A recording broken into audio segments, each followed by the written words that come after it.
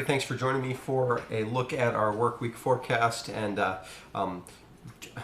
you know, 2020 and 2021 have been crazy years. When I did my weekend forecast last week, I forgot this was Martin Luther King Jr. weekend, because normally I would have done a 3-day forecast for this weekend and then waited till tomorrow to do your work week forecast and just on the short work week. But anyway, forgot about that, so decided we're going to do the forecast today, and hope you're getting out there. If you got the day off, hope you get a chance to get out and enjoy. Today will be a really nice day to get outside. Not super sunny, but good opportunity. Still some upslope snow around, and opportunities to enjoy all the fresh snow that we've gotten. So I hope you get a chance to do that. Let's take a look at the weather. Our weather pattern is very active, although we won't have any significant events like big significant storms this week. The weather pattern is very active. We've gone from very quiet to very active, and so there's a good chance that we'll see a little bit of snow on lots of the days. That may add up to a few inches over the week, but not going to see any significant storms. The next chance of a real significant storm isn't until early next week. What's going on in terms of what's going on in the upper atmosphere? I'm actually going to get myself out of the way here, and we're going to talk about 3 different disturbances that are going to roll through over the next 5 days. One is happening right now. This is kind of a little bit of upper level reinforcement for the storm that happened over the weekend. Here's our storm actually from the weekend, but this is kind of what's happening here is warm, moist, or relatively warm and moist air that's kind of situated here and is being enhanced by the lakes a little bit, is coming up over the mountains, and we'll look at this on radar in a little bit, but you'll see that it's continuing to squeeze out. This has been one of the more significant upslope snow events that I remember in my 10 years living here. And that's certainly something. It looked like the upslope snow was going to happen before the last storm, but it definitely happened in a bigger way. We got more. I've even gotten several inches of snow. I think I'm probably up to 6 or 7 inches of snow since Saturday's storm at my house. I thought I'd get maybe a coating to an inch of upslope snow, and the places, the favored spots are I heard a lot of spots yesterday got close to a foot, some places even more in the really favored spots. So that is starting to wind down, although if we look at radar, there's still plenty of it falling, so it could be snowy throughout the day. This is particularly a Bennington and Rutland County thing, as much as, and then western parts of Windham and Windsor County. If you're over in the Connecticut River Valley, you're like, upslope snow, what are you talking about? Well, you're not in the upslope area, so you're not getting any snow over there. But here across the Green Mountains, lots of snow. So our next system, let me get myself out of the way here again. Our next system is here.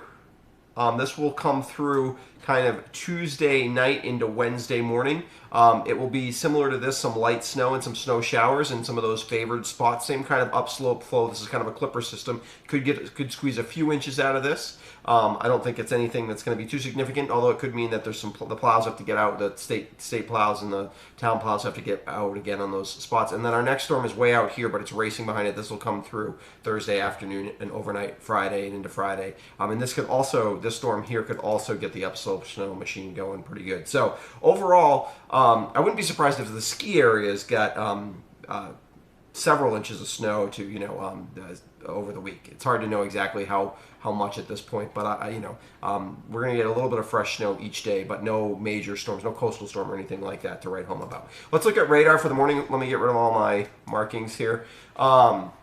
You can see that this is, again, we just have a sort of generally moist flow, and then everywhere you've got elevation enhanced, you get, and particularly across the Green Mountains, you get snow to continue to fall. And again, there's some of this moisture is coming from the lakes, and some of it is in kind of just a generally moist pattern, and that's why we're continuing to get snow. Like I said, it looks like it's snowing pretty good, particularly west of me here. But even here, it's continuing to snow lightly as I look out the window here in Londonderry. And I'm not in a particularly good spot for upslope snow. So the fact that it's snowing at all here means that it's snowing pretty good.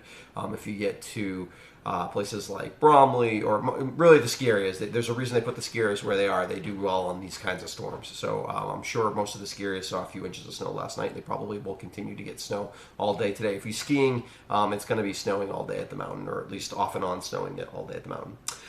Temperatures, we've looked a lot at this in terms of why we haven't had any major cold outbreaks, and we won't this week, although we will have particularly Wednesday night into Thursday morning will be relatively cold. We could even go below zero in a few spots then, but probably one of our colder days of the year so far, but still not really crazy cold for this time of year. So you can see Canada, there's still not really any cold air in Canada. Most of Canada, this is the low levels of the atmosphere, is above average. Our coldest pocket kind of in northern latitudes is here kind of over eastern Siberia. Got to get my geography right as we look at the whole northern hemisphere. And then also there's some pretty cold air locked in over Europe at the moment, more like Central Europe though. And so this doesn't look to, none of these kind of cold pockets look to invade Canada too strongly in the near future, so that'll keep us from getting any of these widespread multi-day real cold events. And even on like Thursday, where we could be close to zero in the morning, we'll warm up probably to the up to the upper 20s. So not a real cold day, maybe mid 20s on Friday. So Thursday. So in terms of what that looks like for the week, days where we could get some snow today. I think tomorrow probably most of the snow, upslope snow shuts off. We could even see, tomorrow's our day to see a few peaks of sun. It's going to be mostly cloudy all week. But Wednesday, the snow comes, any snow showers and squalls, they're more likely in the morning. They could linger through the day, but I think a coating to an inch or two possible, especially on western facing slopes, maybe even a little bit more on some of the really favored spots.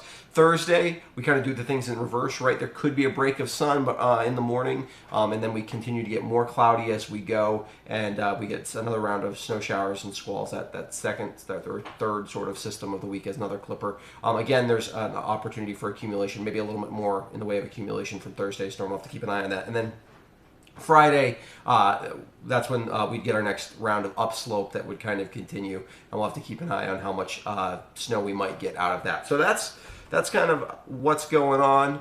It's going to be an active weather week. The skiing should stay great if you want to get out there to snowshoe or cross-country ski. We've definitely got good snow for that. Temperatures will not be that cold. We're in the upper 20s to around 30 most days. So try to get out there and enjoy, and I'll be back. I'll probably be back with an update on Wednesday and Thursday clipper systems, maybe tomorrow, so that just to give you a little more detailed information. Sorry this is a little longer this morning, but there's a lot going on.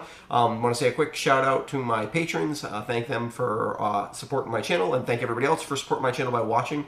If you're watching this on YouTube, you obviously are, because that's where I post it.